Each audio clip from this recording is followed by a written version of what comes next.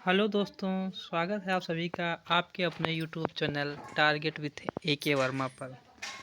आज हम हल करेंगे सन 2016 का हिंदी का पेपर यूपी टेट।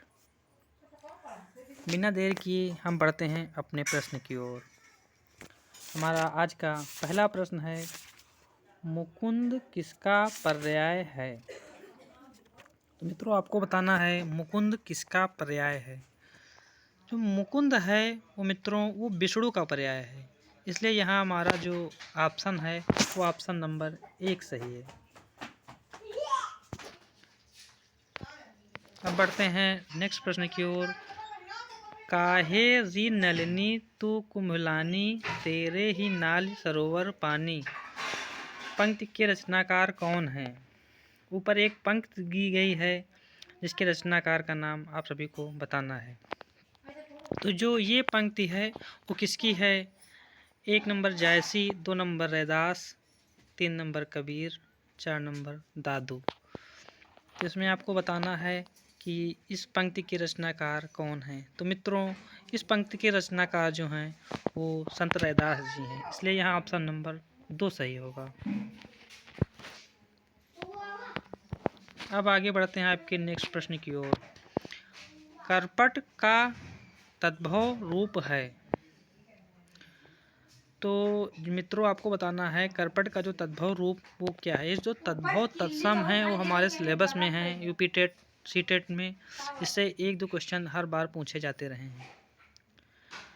तो यहाँ हमें बताना है करपट तत्सम शब्द है, इसका तद्भव रूप जो है वो कपड़ा होता है।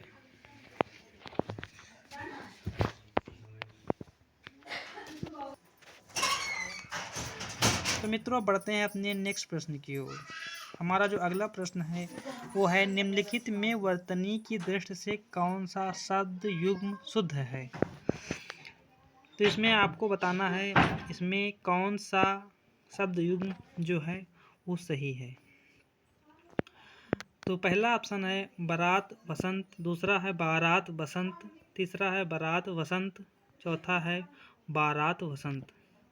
इसमें सही शब्द युग्म आपको पहचानना है। तो इसमें जो सही शब्द युग्म है मित्रों वो है ऑप्शन नंबर 2, बारात और बसंत। अब बढ़ते हैं अपने नेक्स्ट प्रश्न की ओर। हमारा आज का नेक्स्ट प्रश्न है, अर्ध स्वर हैं। इसमें आपको अर्ध स्वर बताना है। अर्ध स्वर आपको बताना है मित्रों। अर्ध स्वर जो हमारे हैं वो ऑप्शन में दिए गए हैं। ऑप्शन नंबर 1 या वा, ऑप्शन नंबर 2 ई उ, ऑप्शन नंबर 3 लिरि लिर, ऑप्शन नंबर 4 लिर सा। तो यहाँ जो 8 स्वर हैं वो मित्रों वो हैं या और वा, इसलिए यहाँ हमारा ऑप्शन सही रहेगा ऑप्शन नंबर 1।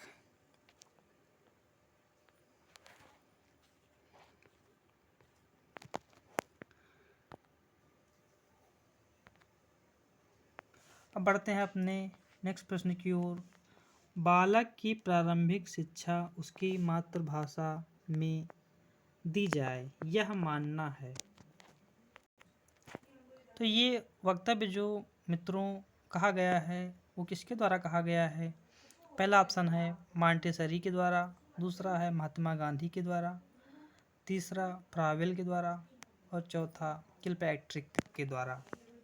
तो बालक की प्रारंभिक शिक्षा उसकी मातृभाषा में दी जाए यह मानना है महात्मा गांधी जी का, इसलिए यहाँ ऑप्शन नंबर हमारा दूसरा सही रहेगा। अब बढ़ते हैं अपने नेक्स्ट प्रश्न की ओर। हमारा नेक्स्ट प्रश्न है, व्याकरण शिक्षण के लिए उपयुक्त नहीं है। आगमन प्रणाली, निगमन प्रणाली, तीसरी है अव्यकृत प्रणाली और चौथी है कक्षाभिनय प्रणाली। तो मित्रों, यहाँ जो प्रणाली व्याकरण शिक्षण के लिए उपयुक्त नहीं है वह है कक्षा अभिनय प्रणाली, इसलिए यहाँ ऑप्शन नंबर हमारा चौथा सही है। अब बढ़ते हैं अपने नेक्स्ट प्रश्न की ओर। हमारा नेक्स्ट प्रश्न है, आनंद कादम्बिनी पत्रिका का प्रकाशन कहाँ से होता है? ऑप्शन नंबर 1 बनारस से होता है, ऑप्शन नंबर 2 मिर्ज़ापुर से, ऑप्शन नंबर 3 इलाहाबाद से और ऑप्शन नंबर 4 लखनऊ से। तो मित्रों, आपको यहाँ बताना है आनंद कादम्बिनी पत्रिका का प्रकाशन कहाँ से होता है। तो यहाँ हमारा ऑप्शन सही है, ऑप्शन नंबर 2 मिर्ज़ापुर। अब बढ़ते हैं अपने नेक्स्ट प्रश्न की ओर। नेक्स्ट प्रश्न है हमारा, आदिकाल की रचना है। तो मित्रों, आपको यहाँ आदिकाल की रचना बताना है। पहला ऑप्शन है अखरावट, दूसरा है छत्रसाल दशक, तीसरा है दीपशिखा और चौथा है खुमान सासू। तो मित्रों, यहाँ जो आदिकाल की रचना है वो है खुमान सासू, इसलिए ऑप्शन यहाँ हमारा सही रहेगा, ऑप्शन नंबर 4।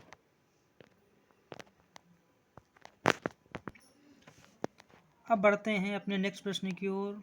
हमारा आज का नेक्स्ट प्रश्न है, हिंदी गद्य शिक्षण की पाठ योजना में उद्देश्य कथन आता है। जो हिंदी की गद्य शिक्षण की पाठ योजना होती है उसमें उद्देश्य कथन आता है। नंबर 1 पूर्व ज्ञान के पश्चात, नंबर 2 प्रस्तावना प्रश्न के पश्चात, नंबर 3 आदर्श वाचन के पश्चात और नंबर 4 है मौन वाचन से पूर्व। तो यहाँ हमें बताना है हिंदी गद्य शिक्षण की पाठ योजना में उद्देश्य कथन कब आता है। तो मित्रों, यहाँ जो हमारा ऑप्शन है वो 2 नंबर सही रहेगा, प्रस्तावना प्रश्न के पश्चात। अब बढ़ते हैं आज के नेक्स्ट प्रश्न की ओर। हमारा अगला प्रश्न है, आचार्य रामचंद्र शुक्ल का निबंध संग्रह है। तो मित्रों, यहाँ 4 ऑप्शन दिए गए हैं। पहला ऑप्शन है माटी का फूल, दूसरा है चिंतामणि, तीसरा है क्षण बोले कड़ मुस्काए और चौथा है आलोक पर्व। तो ये बहुत इंपॉर्टेंट क्वेश्चन है, ये हमारे हाई स्कूल इंटर में भी है। तो यहाँ जो रामचंद्र शुक्ल हैं उनका निबंध संग्रह है, हम सभी जानते हैं कि चिंतामणि है। अब बढ़ते हैं अगले प्रश्न की ओर। अगला प्रश्न है, राष्ट्रवादी कवि रामधारी सिंह दिनकर को उर्वशी के लिए ज्ञानपीठ पुरस्कार किस वर्ष प्रदान किया गया। तो यहाँ आपको उर्वशी के लिए दिनकर जी को जो ज्ञानपीठ पुरस्कार दिया गया वो किस वर्ष दिया गया। तो यहाँ आपको बताना है, ऑप्शन नंबर 1 1971 में, ऑप्शन नंबर 2 1972 में, ऑप्शन नंबर 3 1973 में, ऑप्शन नंबर 4 1974 में। तो यहाँ हमारा ऑप्शन सही है, ऑप्शन नंबर 2। जो दिनकर जी हैं उनको उर्वशी के लिए ज्ञानपीठ पुरस्कार 1972 में दिया गया। अब बढ़ते हैं नेक्स्ट प्रश्न की ओर। हमारा नेक्स्ट प्रश्न है, निरामिष किसे कहते हैं। जो निरामिष है वो किसे कहा जाता है। यहाँ ऑप्शन नंबर 1 है मांस रहित भोजन, ऑप्शन नंबर 2 मोक्ष का इच्छुक, ऑप्शन नंबर 3 रात्र में विचरण करने वाला, ऑप्शन नंबर 4 मृत्यु का इच्छुक। तो यहाँ निरामिष जो है वो मित्रों कहते हैं मांस रहित भोजन को, इसलिए ऑप्शन नंबर हमारा 1 सही रहेगा। अब बढ़ते हैं नेक्स्ट प्रश्न की ओर। हमारा नेक्स्ट प्रश्न है, शहद शब्द है, जो शहद है वो कौन सा शब्द है। नंबर 1 तत्सम शब्द है, नंबर 2 तद्भव शब्द है, नंबर 3 देशज है, नंबर 4 आगत है। तो यहाँ जो शहद है वो हमारा आगत शब्द है, यहाँ ऑप्शन नंबर चौथा सही रहेगा। बढ़ते हैं आज के नेक्स्ट प्रश्न की ओर। नेक्स्ट प्रश्न है, वनिता का प्रयोग किस अर्थ में होता है। जो वनिता है उसका प्रयोग किस अर्थ में लिया जाता है। ऑप्शन नंबर 1 जंगल, ऑप्शन नंबर 2 स्त्री, ऑप्शन नंबर 3 पुस्तक और ऑप्शन नंबर 4 व्यवसाय। तो वनिता का प्रयोग मित्रों आपको बताना है किस अर्थ में लिया जाता है। तो यहाँ जो वनिता का प्रयोग है वो स्त्री के अर्थ में लिया जाता है, इसलिए ऑप्शन नंबर हमारा दूसरा सही रहेगा। अब बढ़ते हैं मित्रों आज के नेक्स्ट प्रश्न की ओर। हमारा जो नेक्स्ट प्रश्न है वो है अभ्यागत शब्द में कौन सा उपसर्ग है। ऑप्शन नंबर 1 आ, ऑप्शन नंबर 2 अभ्य, ऑप्शन नंबर 3 अभि, ऑप्शन नंबर 4 अभ्या।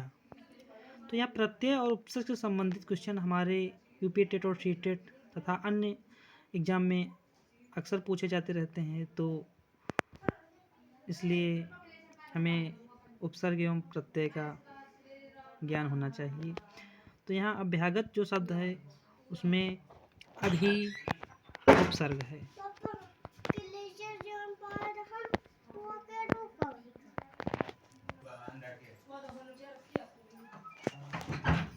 अगला प्रश्न है मित्रों रमणीय में कौन सा प्रत्यय है। तो यहाँ मित्रों आपको प्रत्यय के बारे में बताना है। तो ऑप्शन नंबर 1 है अनीय प्रत्यय, ऑप्शन नंबर 2 ई, ऑप्शन नंबर 3 रम और ऑप्शन नंबर 4 रीय। तो जो रमणीय है इसके अंत में अनीय आता है, इसलिए यहाँ हमारा ऑप्शन सही रहेगा ऑप्शन नंबर 1। अब बढ़ते हैं नेक्स्ट प्रश्न की ओर। नेक्स्ट प्रश्न है बोरो सवे रघुवंश कुठार की धार में बारन बर छरत हैं, बान की वायु उड़ाए के लक्षण लक्ष्य करो अरिहा समथ रहे हैं। इन वाक्य पंक्तियों में कौन सा रस है। माफ करिएगा मित्रों, पढ़ने में थोड़ा दिक्कत हो रही है, लेकिन जो आपके सामने लिखा है इसमें आपको बताना है इस पंक्तियों में कौन सा रस है।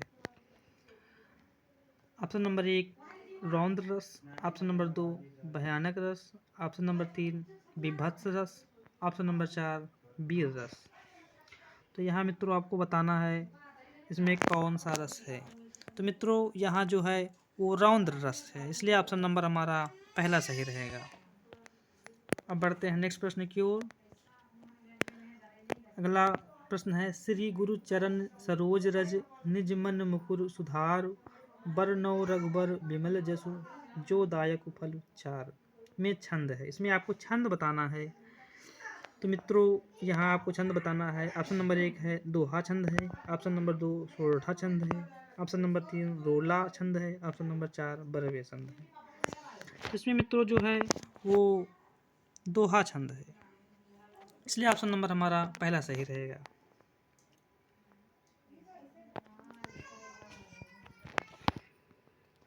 तो मित्रों जो इसमें दोहा छंद होता है ये एक अर्धसमात्रिक छंद होता है। इसमें 24 मात्राएं होती हैं। इसमें प्रथम व तृतीय चरण में 13-13 तथा सम द्वितीय व चतुर्थ चरण में 11-11 मात्राएं होती हैं। यही इसकी पहचान होती है। और मित्रों जो सोरठा होता है ठीक इसके विपरीत होता है, इसलिए यहाँ ध्यान देंगे दोहा और सोरठा में बस इतना ही अंतर है। आगे बढ़ते हैं नेक्स्ट प्रश्न की ओर।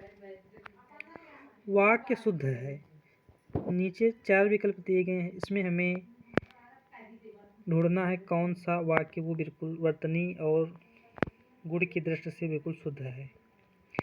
ऑप्शन नंबर 1 मोहन और गीता गा रही है, ऑप्शन नंबर 2 गीता और मोहन गा रहा है, ऑप्शन नंबर 3 मोहन और गीता गा रहे हैं, ऑप्शन नंबर 4 मोहन और गीता गा रही हैं। तो यहाँ हमें शुद्ध शब्द का चयन करना है। तो यहाँ जो हमारा शुद्ध शब्द है वो है मोहन और गीता गा रहे हैं, ऑप्शन नंबर 3।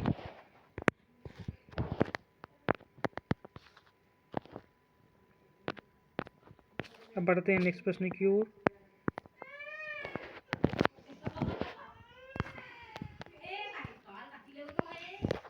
इन शब्दों में से कौन सा शब्द हिंदी शब्दकोश में सबसे अंत में आएगा। इसमें जो 4 विकल्प दिए गए हैं हमें ये ढूंढना है कि जो हिंदी शब्दकोश होता है उसमें कौन सा शब्द सबसे अंत में आएगा।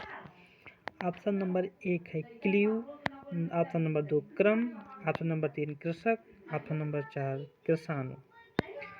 तो हिंदी शब्दकोश में सबसे पहले जो है वो कृषाणु आएगा, फिर कृषक आएगा, फिर क्रम आएगा, उसके बाद क्लीव आएगा। अतः सबसे अंत में जो शब्द है वो क्लीव आएगा, इसलिए ऑप्शन नंबर हमारा पहला सही रहेगा।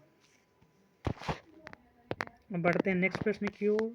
अगला प्रश्न है, चराचरम में कौन सा समास है? यहाँ मित्रों हमें बताना है जो चराचरम है उसमें कौन सा समास है। तो यहाँ हम देखेंगे कि ऑप्शन नंबर 1 दिया है तत्पुरुष समास, ऑप्शन नंबर 2 द्वंद्व समास, ऑप्शन नंबर 3 बहुब्रीहि समास और ऑप्शन नंबर 4 कर्मधारय समास। तो यहाँ मित्रों में ध्यान रखना है कि चराचरम में पूर्व पद और उत्तर पद दोनों ही प्रधान हैं, अर्थात अर्थ की दृष्टि से दोनों का स्वतंत्र अस्तित्व है, इसलिए यहाँ जो है वो द्वंद्व समास होगा, इसलिए ऑप्शन नंबर हमारा यहाँ तीसरा सही रहेगा।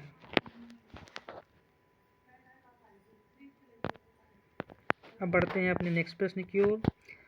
शब्द का अर्थ स्पष्ट करने हेतु कौन सा तरीका सर्वाधिक उपयुक्त होता है? यहाँ हमें बताना है कि जो शब्द का अर्थ है उसको स्पष्ट करने का कौन सा तरीका सर्वाधिक उपयुक्त होता है। तो यहाँ ऑप्शन नंबर 1 है वाक्य प्रयोग, ऑप्शन नंबर 2 व्याख्यान, ऑप्शन नंबर 3 भ्रमण, ऑप्शन नंबर 4 चित्र निर्माण। तो यहाँ हम ध्यान देंगे कि जो शब्द का अर्थ है उसको स्पष्ट करने का सबसे अच्छा तरीका वो होता है वाक्य प्रयोग। अगर किसी शब्द का अर्थ हमें नहीं पता है तो उसको वाक्य प्रयोग के माध्यम से ही हम अर्थ उसको व्यक्त कर सकते हैं तथा उसके वास्तविक अर्थ की पहचान कर सकते हैं। बढ़ते हैं नेक्स्ट प्रश्न की ओर। भाषा शिक्षण की पद्धति नहीं है, तो इसमें हमें 4 ऑप्शन दिए गए हैं, इसमें हमें बताना है कौन सी भाषा शिक्षण की वो पद्धति नहीं है। Number 1 kindergarten, number 2 Montessori, number 3 Decroly, number 4 अभिक्रमित अनुदेशन। तो यहाँ मित्रों में देखना है जो किंडरगार्टन है और मॉन्टेसरी और डैक्राली ये भाषा शिक्षण की पद्धतियाँ हैं, तथा जो चौथा ऑप्शन है अभिक्रमित अनुदेशन ये भाषा शिक्षण की पद्धति नहीं है, इसलिए ऑप्शन नंबर हमारा यहाँ चौथा सही रहेगा। बढ़ते हैं नेक्स्ट प्रश्न की ओर। चोर की दाढ़ी में तिनका मुहावरे का सही अर्थ है। तो यहाँ हमें बताना है जो मुहावरा दिया गया है चोर की दाढ़ी में तिनका, इसका सही अर्थ वो क्या है। ऑप्शन नंबर 1 है अपराधी का अपनी दाढ़ी खुजलाना, ऑप्शन नंबर 2 अपराधी का शंकाग्रस्त रहना, ऑप्शन नंबर 3 अपराधी की पहचान हो जाना, ऑप्शन नंबर 4 अपराधी का अपनी पहचान छिपाना। तो जो चोर की दाढ़ी में तिनका मुहावरे का सही शब्द है, सही अर्थ है वो है अपराधी का शंकाग्रस्त रहना, क्योंकि जो अपराधी होता है सदैव अपने आप में शंकाग्रस्त रहता है, इसलिए चोर की दाढ़ी में तिनके का सही अर्थ है वो अपराधी का शंकाग्रस्त रहना। बढ़ते हैं नेक्स्ट प्रश्न की ओर। एक बार कही बात को दोहराते रहना वाक्यांश के लिए एक शब्द है। इसमें जो वाक्यांश दिया गया है एक बार कही बात को दोहराते रहना वाक्यांश के लिए एक शब्द जो है वो आपको बताना है। वो एक नंबर ऑप्शन है आगार, 2 नंबर ऑप्शन प्राकथन, 3 नंबर पृष्ठपेषण, 4 नंबर प्रस्तावना। तो इसमें जो सही ऑप्शन है हमारा ऑप्शन नंबर 3 है पृष्ठपेषण। बढ़ते हैं नेक्स्ट प्रश्न की ओर। बुद्धिहीन शब्द व्याकरण की दृष्टि से किस संवर्ग से है? जो बुद्धिहीन शब्द है वो व्याकरण की दृष्टि से क्या है, किस संवर्ग से लिया गया है? ऑप्शन नंबर 1 है संज्ञा, ऑप्शन नंबर 2 सर्वनाम, ऑप्शन नंबर 3 विशेषण और ऑप्शन नंबर 4 क्रिया। तो ये जो बुद्धिहीन मुझे विशेषता बता रहा है, इसलिए यहाँ जो बुद्धिहीन शब्द है वो व्याकरण की दृष्टि से विशेषण है। ऑप्शन नंबर 3 सही है। बढ़ते हैं आज के नेक्स्ट प्रश्न की ओर। छत से ईंट गिरी वाक्य में कौन सा कारक है? तो यहाँ हमें कारक बताना है कि जो छत से ईंट गिरी वाक्य में कौन सा कारक है। तो यहाँ छत से ईंट का अलगाव हो रहा है, अलगाव के अर्थ में जो है वो आप जानते हैं कौन सा कारक होता है, वहाँ अपादान कारक। संबंध अधिकरण तथा संप्रदान कारक जो है वो अलगाव के क्षेत्र में नहीं होते हैं। बढ़ते हैं नेक्स्ट प्रश्न की ओर। महोर्मी का संधि विच्छेद है। यहाँ आपको एक शब्द दिया गया है महोर्मी, उसका जो सही संधि विच्छेद है वो आपको बताना है। पहला ऑप्शन है महत धन उर्मी, दूसरा ऑप्शन है महाधन उर्मी, तीसरा ऑप्शन है महाधन उर्मी और चौथा ऑप्शन है महत धर्म मर्मी। तो यहाँ जो महोर्मी शब्द दिया गया है उसमें गुण संधि है। कौन सी संधि है मित्रों? गुण संधि। गुण संधि है। और महोर्मी का जो सही संधि विच्छेद है वो है हमारा ऑप्शन नंबर 3, महाधन उर्मी। अब बढ़ते हैं आज के लास्ट प्रश्न की ओर। लास्ट प्रश्न है समिष्ट का विपरीतार्थी शब्द है। तो इसमें जो समिष्ट शब्द दिया गया है इसका विपरीतार्थी शब्द आप लोगों को बताना है। पहला ऑप्शन है विशिष्ट, दूसरा ऑप्शन है अशिष्ट, तीसरा ऑप्शन है अपुष्ट तथा चौथा ऑप्शन है व्यष्टि। तो मित्रों यहाँ जो समिष्ट शब्द है इसका विपरीतार्थी शब्द जो है वो है व्यष्टि। Option number 4। ये रहे मित्रों आपके यूपी टेट 2016 के 30 प्रश्न हिंदी से संबंधित। हम आपके लिए इसी तरह के अनसॉल्व्ड तथा सॉल्व्ड पेपरों को लेकर आपके अपने channel target with AK Verma पर लेते आते रहते हैं। अगर आपको हमारा वीडियो अच्छा लगे तो कृपया लाइक, शेयर एवं सब्सक्राइब करें। धन्यवाद।